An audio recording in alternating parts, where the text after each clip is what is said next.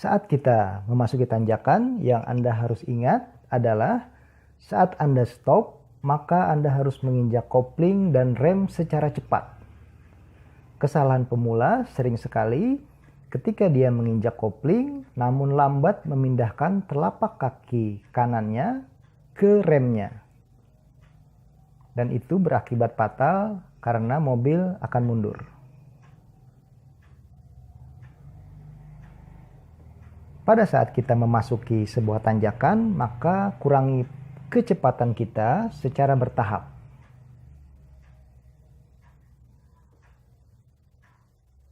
Dari gigi tinggi ke gigi rendah.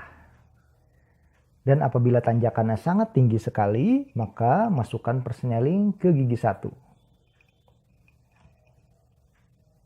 Kesalahan pemula ketika mobil di depan stop, maka dia stop namun lambat menginjak remnya dan duluan menginjak koplingnya. Seperti ini.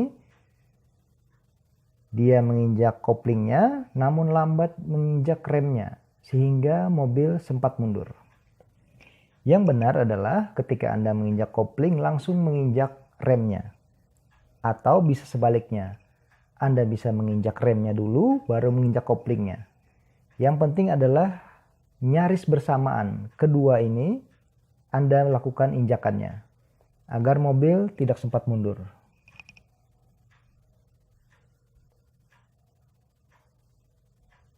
Ini adalah gerak lambatnya.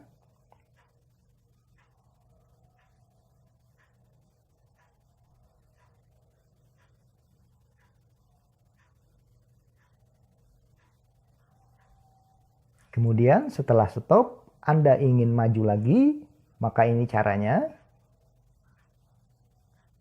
Kita injak koplingnya, masukkan persenelingnya ke gigi 1, kemudian angkat koplingnya setengah saja dulu, jangan full.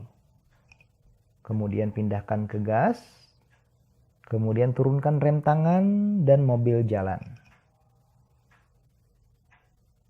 Demikian tips kali ini, semoga bermanfaat.